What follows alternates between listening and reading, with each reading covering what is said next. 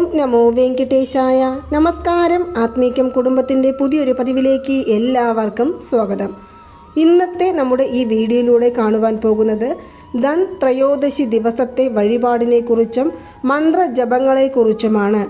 എന്താണ് ധൻ ത്രയോദശി അല്ലെങ്കിൽ ധൻ തേരാസ്? കഴിഞ്ഞ 3 വർഷങ്ങളായി ധൻ തേരാസ് എന്നാൽ എന്താണ്, എങ്ങനെയാണ് അതിൻ്റെ വഴിപാടു രീതികൾ, ആരെയാണ് ഈ ദിവസത്തിൽ വഴിപാടു ചെയ്ത് പ്രാർത്ഥിക്കേണ്ടത് എന്നതിനെക്കുറിച്ച് കൃത്യമായ വീഡിയോകൾ ഞാൻ ചെയ്തു വരുന്നുണ്ട്. അങ്ങനെ നോക്കുമ്പോൾ ഇന്നത്തെ ഈ വീഡിയോയിലൂടെയും നാളെ വരുന്ന ധൻ തേരാസ് അല്ലെങ്കിൽ ധൻ ത്രയോദശി ദിവസത്തിൻ്റെ പ്രത്യേകതകളെക്കുറിച്ചും വഴിപാടു ചെയ്യേണ്ട സമയത്തെക്കുറിച്ചും ചൊല്ലേണ്ട മന്ത്രങ്ങളെക്കുറിച്ചുമാണ് കാണുവാനായിട്ട് പോകുന്നത്. ആദ്യം തന്നെ പറയാം എന്താണ് ധൻ തേരാസ്. അതായത് ത്രയോദശി ദിവസത്തിൽ, ദീപാവലിക്ക് മുന്നേ വരുന്ന ത്രയോദശി ദിവസത്തിൽ ലക്ഷ്മി കുബേര ഭഗവാനെ വഴിപാട് ചെയ്ത് പ്രാർത്ഥിക്കുന്ന ഒരു ഐതിഹ്യമാണ് ഈ ധൻ തേരാസ് എന്ന് പറയുന്നത്. നമ്മൾ എങ്ങനെയാണ് അക്ഷയ തൃതീയ ആഘോഷിക്കുന്നത്? നമ്മുടെ ഒരു വിശ്വാസമുണ്ട്, അക്ഷയ തൃതീയ ദിവസത്തിൽ സ്വർണങ്ങളോ അല്ലെങ്കിൽ വെള്ളി നാണയങ്ങളോ വാങ്ങിയാൽ നമുക്കത് ഇരട്ടിയാകുമെന്നുള്ളൊരു വിശ്വാസം ഇപ്പോൾ എല്ലാവരിലുമുണ്ട്. ഇല്ല എന്ന് പറഞ്ഞാൽ സമ്മതിക്കാൻ പറ്റില്ല. പക്ഷേ ഇപ്പോൾ സ്വർണങ്ങൾ വിൽക്കുന്ന വിലയ്ക്ക് നമുക്ക് വാങ്ങിക്കുവാൻ സാധിക്കുമോ എന്ന് ചോദിച്ചാൽ ഇല്ലതാനും. അപ്പോൾ അതിന് പകരമായിട്ട് നമ്മൾ എന്താണ് വാങ്ങിക്കേണ്ടത് എന്നതിനെക്കുറിച്ചെല്ലാം കാണാം. നമ്മുടെ ജീവിതത്തിൽ എല്ലാവരും തന്നെ നമുക്ക് ചുറ്റും വേണം. നമ്മുടെ ജീവിതത്തിൽ കഷ്ടപ്പാടുകൾ ഉണ്ടാകരുത്, സങ്കടങ്ങൾ ഉണ്ടാകരുത്, വേദനകൾ ഉണ്ടാകരുത് എന്ന് പറയുകയാണെങ്കിൽ അതിൻ്റെ ഏറ്റവും പ്രധാനപ്പെട്ട ഒരു കാരണം എന്ന് പറയുമ്പോൾ എങ്ങനെ നോക്കിയാലും പണം തന്നെയാണ്. പണം ഇല്ലെങ്കിൽ നമ്മളെ ഒരു മനുഷ്യർ, അതും നമ്മുടെ കൂടെ ഉള്ളവർ പോലും നമ്മളെ സ്നേഹിക്കാത്തതായിട്ട് നമുക്ക് തോന്നും. ഒരു പക്ഷേ നമ്മുടെ തോന്നൽ മാത്രമായിരിക്കാം, എങ്കിലും അങ്ങനെ തോന്നും. ബഹുമാനം കുറഞ്ഞതുപോലെ തോന്നും. ഒരു വ്യക്തി ജോലിക്ക് പോയി നല്ല രീതിയിൽ സമ്പാദിച്ചു കൊണ്ടിരിക്കുമ്പോൾ അദ്ദേഹത്തിനുണ്ടാകുന്ന ബഹുമാനമായിരിക്കില്ല ഒരു പക്ഷേ അവർ റിട്ടയർമെൻറ്റ് കഴിഞ്ഞ് വീട്ടിലിരിക്കുന്ന സമയത്ത് അവർക്ക് ലഭിക്കുന്നത് എന്ന് അവരുടെ മനസ്സിൽ തന്നെ തോന്നുന്ന ഒരു കാര്യമാണെങ്കിലും അത് പലരും ശരിവെക്കുന്ന ഒന്നുകൂടിയാണ്. അതുപോലെ തന്നെ നമ്മൾ നല്ല രീതിയിൽ ജീവിച്ചു വന്നവരാണ്, കാലങ്ങളായിട്ട് നമ്മളൊരു കോടീശ്വരനായി ജീവിച്ചു വന്നു, അല്ലെങ്കിൽ പണത്തിന് ബുദ്ധിമുട്ടില്ലാതെ ജീവിച്ചു വന്ന ഒരു വ്യക്തികളായിരിക്കാം. ഒരു പക്ഷേ ഏതെങ്കിലും ഒരു സാഹചര്യത്തിൽ നമ്മുടെ ജീവിതത്തിൽ നമുക്ക് കടം പ്രശ്നങ്ങൾ വന്നു ചേരുകയും പണം എന്നുള്ളതിന് ഒരുപാട് കഷ്ടപ്പാടുകൾ അനുഭവിക്കുകയും ചെയ്യുന്ന സമയത്ത്, നിങ്ങൾ നല്ല രീതിയിൽ ജീവിച്ചിരിക്കുന്ന സമയത്ത് ആരെല്ലാം നിങ്ങളോടൊപ്പം ഉണ്ടായിരുന്നു അവരെല്ലാം ഇപ്പോൾ നിങ്ങളിൽ നിന്ന് ഒരുപാട് അകന്നു നിൽക്കുന്നത് നിങ്ങൾക്ക് തിരിച്ചറിയുവാൻ സാധിക്കും. ആരെല്ലാം നിങ്ങളുടെ കയ്യിൽ പണം ഉണ്ടാകുന്ന സമയത്ത് നിങ്ങളുടെ വീട്ടിൽ ഇടയ്ക്കിടെ വന്ന് സുഖാന്വേഷണങ്ങളെല്ലാം അന്വേഷിച്ചു പോയോ അല്ലെങ്കിൽ ഫോൺ ചെയ്യുകയോ മെസ്സേജ് ചെയ്യുകയോ ചെയ്യുന്നവരുണ്ടെങ്കിൽ പോലും അവരെല്ലാം തന്നെ ഈ ഒരു സന്ദർഭത്തിൽ നിങ്ങളിൽ നിന്ന് അകന്നു നിൽക്കുന്നുണ്ടാകും. പ്രത്യേകിച്ച് ഒരു മെസ്സേജ് ചെയ്ത് നിങ്ങൾ എന്തു ചെയ്യുന്നു എന്ന് ചോദിക്കുവാൻ പോലും അവർ കൂട്ടാക്കില്ല. ഇനി നമ്മൾ ഫോൺ ചെയ്താൽ തന്നെ അവർ എടുക്കുവാനും കൂട്ടാക്കില്ല. ഇതാണ് ഇപ്പോൾ പോയിക്കൊണ്ടിരിക്കുന്ന ഒരു കാലഘട്ടം എന്ന് പറയുന്നത്. കാരണം പണത്തിന് അത്രമാത്രം പ്രാധാന്യമാണ് ഉള്ളത്. അങ്ങനെയുള്ള പണം നമ്മുടെ ജീവിതത്തിൽ നിരന്തരമായി നമ്മുടെ കൈകളിലേക്ക് വന്നു ചേരുവാനും ചിലവുകൾ ഇല്ലാതാകുവാനും വേണ്ടിയാണ് നമ്മൾ കുബേര ഭഗവാനെ വഴിപാടു ചെയ്യേണ്ടത്.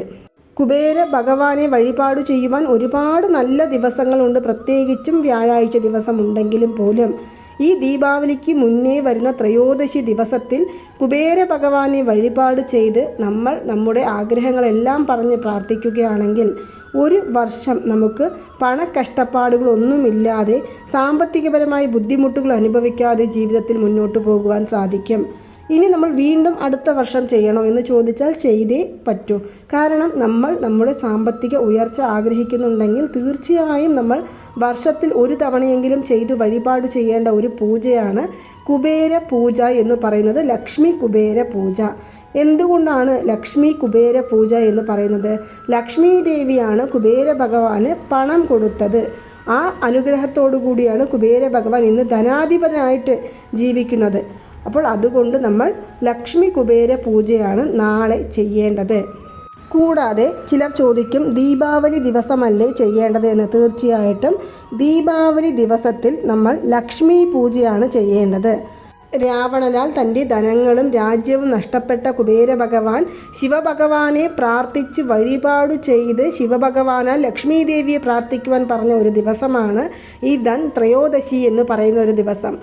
അതുമാത്രമല്ല, കുബേര ഭഗവാൻ ലക്ഷ്മി ദേവിയെ പണത്തിനു വേണ്ടി നഷ്ടപ്പെട്ടതെല്ലാം തിരിച്ചു പിടിക്കുവാൻ വേണ്ടി പ്രാർത്ഥിച്ച ഒരു ദിവസമാണ് ദീപാവലി ദിവസം എന്ന് പറയുന്നത്. അപ്പോൾ ഈ 2 ദിവസവും നമുക്ക് ആദ്യത്തെ ദിവസം ലക്ഷ്മി കുബേര പൂജയും രണ്ടാം ദിവസത്തിൽ അതായത് ദീപാവലി ദിവസത്തിൽ ലക്ഷ്മി പൂജയും ചെയ്യാവുന്നതാണ്. അങ്ങനെ നോക്കുമ്പോൾ നാളെ പ്രദോഷമാണ്, ത്രയോദശി ദിവസമാണ്.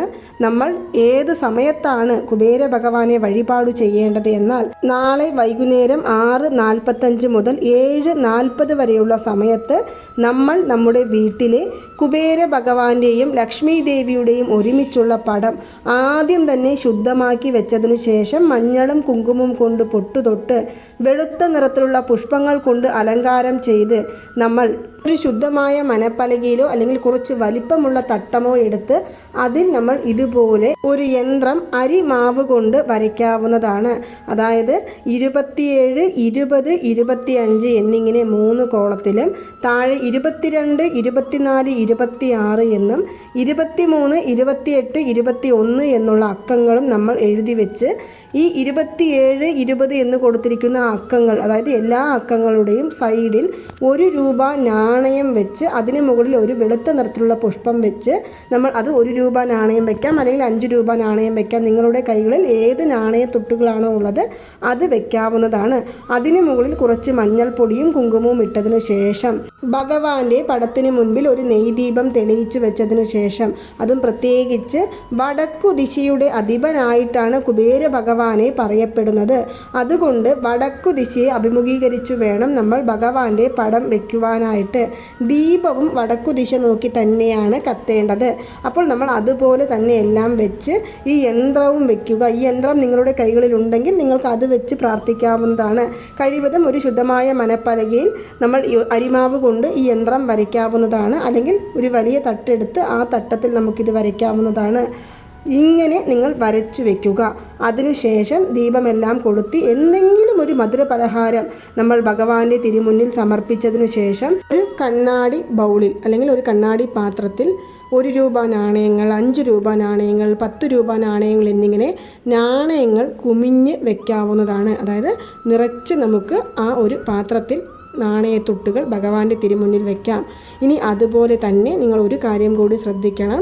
₹1 അല്ലെങ്കിൽ ₹5 നാണയങ്ങൾ നിങ്ങൾക്ക് 108 എണ്ണം കിട്ടും എന്നുണ്ടെങ്കിൽ അത് തയ്യാറാക്കി വെച്ചതിനു ശേഷം നമ്മുടെ കുലദൈവത്തിനെയും വിനായക ഭഗവാനെയും പ്രാർത്ഥിച്ചതിനു ശേഷം നിങ്ങൾ ഓം യക്ഷരാജായ വിദ്മഹേ അളകാധീശായ ധീമഹി തന്നോ കുബേര പ്രചോദയാത് എന്നുള്ള മന്ത്രം 11 പ്രാവശ്യം ചൊല്ലുക.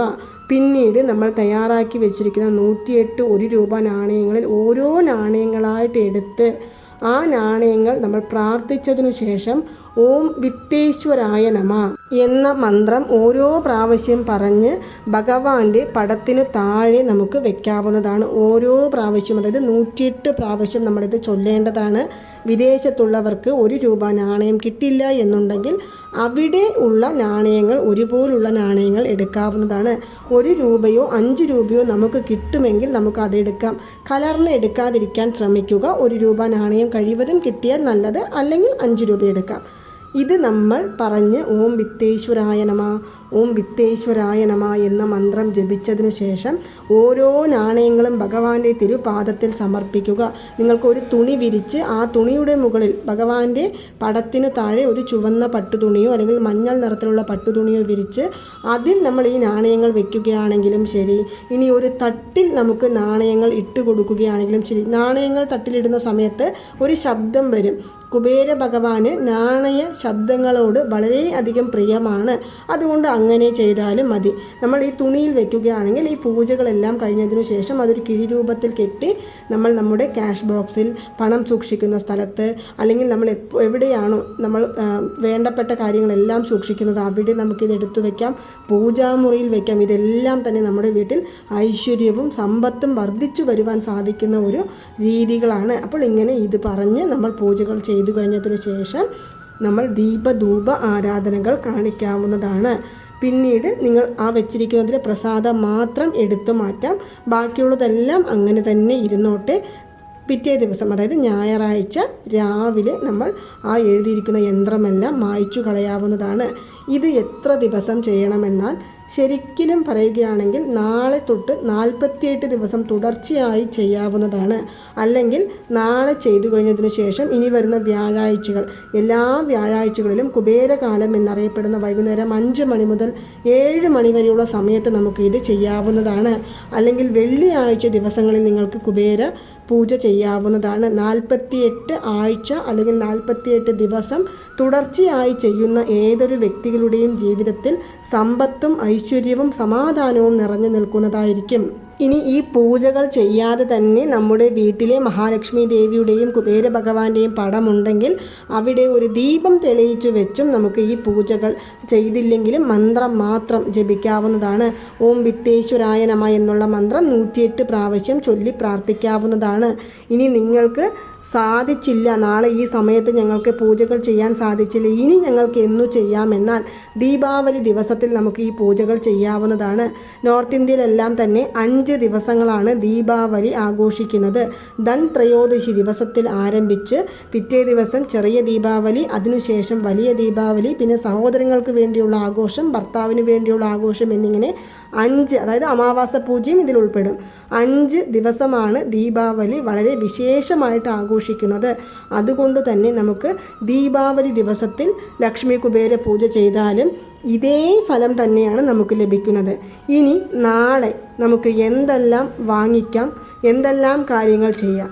നാളെ ഞാൻ നേരത്തെ പറഞ്ഞു, വീഡിയോയുടെ തുടക്കത്തിൽ പറഞ്ഞതുപോലെ സ്വർണ്ണങ്ങൾ വാങ്ങിക്കുവാൻ ഏറ്റവും അനുയോജ്യമായ ഒരു ദിവസമാണ് ഞാൻ പറഞ്ഞ ഈ കുബേരകാലം അല്ലെങ്കിൽ പ്രദോഷകാലമായ വൈകുന്നേരം 5 മണി മുതൽക്ക് നമുക്ക് 7:40 വരെയുള്ള സമയത്തിനുള്ളിൽ നമുക്ക് വീട്ടിൽ ചൂല് വാങ്ങിക്കാം, കല്ലുപ്പ് വാങ്ങിക്കാം, മഞ്ഞൾ വാങ്ങിക്കാം. അതുപോലെ തന്നെ നമുക്ക് വീട്ടിൽ ഏതെങ്കിലും സ്വാമി വിഗ്രഹം വാങ്ങിക്കണമെന്നുണ്ടെങ്കിൽ സ്വാമി വിഗ്രഹം, സ്വാമി പടങ്ങൾ വാങ്ങിക്കാം, നവധാന്യങ്ങൾ വാങ്ങിക്കാം, വീട്ടിലേക്ക് ആവശ്യമായ അരി വാങ്ങിക്കാം. അതുപോലെ തന്നെ വെള്ളി നാണയങ്ങൾ വാങ്ങിച്ച് സൂക്ഷിക്കാം. പറ്റുമെങ്കിൽ സ്വർണ്ണങ്ങൾ വാങ്ങിക്കാം, പറ്റുമെങ്കിൽ മാത്രം. ഇതുപോലെ തന്നെ ലക്ഷ്മി ദേവിയുടെയോ നമ്മുടെ വിനായക ഭഗവാന്റെയോ വിഗ്രഹങ്ങൾ വാങ്ങിക്കാം, കുങ്കുമം വാങ്ങിക്കാം. അതുപോലെ തന്നെ ക്ഷേത്ര ദർശനം നടത്തി പൂജകൾ ചെയ്യാം. ശുഭകാര്യങ്ങൾ, നിങ്ങൾക്ക് എന്തെങ്കിലും സ്ഥലം വാങ്ങിക്കുവാൻ പോകുകയാണെങ്കിൽ അഗ്രിമെൻറ്റിൽ സൈൻ ചെയ്യാം. അതുപോലെ തന്നെ നമുക്കൊരു വാഹനം വാങ്ങിക്കണമെന്നുണ്ടെങ്കിൽ അഡ്വാൻസ് കൊടുക്കാം. ഇനി ഒരു പുതിയ വീട് നമുക്ക് വാങ്ങിക്കുവാൻ ആഗ്രഹമുണ്ടെങ്കിൽ അതിൻ്റെ അഡ്വാൻസ് കൊടുക്കാം. ഇനി ഏതെങ്കിലും സേവിങ്സ് ചേരണമെന്നുണ്ടെങ്കിൽ ഈ സമയത്ത് ചേരാം. ഇതെല്ലാം തന്നെ മേലും മേലും നമ്മുടെ ജീവിതം ഉയർച്ചയിലേക്ക് എത്തുവാൻ സഹായിക്കുന്ന ഓരോ കാര്യങ്ങളാണ്. അപ്പോൾ നാളെ മറക്കാതെ നിങ്ങളെക്കൊണ്ട് വഴിപാട് ചെയ്യാൻ സാധിച്ചില്ലെങ്കിലും, പൂജകൾ ചെയ്യാൻ സാധിച്ചില്ലെങ്കിലും, ക്ഷേത്ര ദർശനം നടത്താൻ സാധിച്ചില്ലെങ്കിലും, സ്വർണ്ണങ്ങൾ വാങ്ങിക്കുവാൻ സാധിച്ചില്ലെങ്കിലും, ഞാനിവിടെ പറഞ്ഞ സാധനങ്ങളൊന്നും വാങ്ങിക്കുവാൻ സാധിച്ചില്ലെങ്കിലും സാരമില്ല. ഓം വിത്തേശ്വരായ നമ, ഓം വിത്തേശ്വരായ നമ എന്നുള്ള മന്ത്രം മാത്രം 108 പ്രാവശ്യം ജപിച്ചു വരിക. കുബേര ഭഗവാന്റെയും ലക്ഷ്മി ദേവിയുടെയും അനുഗ്രഹം നമ്മുടെ ജീവിതത്തിൽ എന്നും നിറഞ്ഞു നിൽക്കുന്നതായിരിക്കും. അപ്പോൾ നിങ്ങൾക്ക് ധൻ ത്രയോദശി എന്താണ്, എങ്ങനെയാണ് വഴിപാട് ചെയ്യേണ്ടതെന്നെല്ലാം ഈ വീഡിയോയിലൂടെ കണ്ടു കഴിഞ്ഞു. നിങ്ങൾക്ക് ഈ വീഡിയോ ഇഷ്ടമായെങ്കിൽ മറ്റുള്ളവരിലേക്കും കൂടി എത്തിക്കുവാനായിട്ട് ശ്രമിക്കുക. അതുപോലെ ആദ്യമായിട്ടാണ് ഈ ചാനൽ കാണുന്നതെങ്കിൽ സബ്സ്ക്രൈബ് ചെയ്യുവാനും സപ്പോർട്ട് ചെയ്യുവാനും ഷെയർ ചെയ്യുവാനും മറക്കരുത്. നന്ദി, നമസ്കാരം. ഓം നമോ നാരായണ.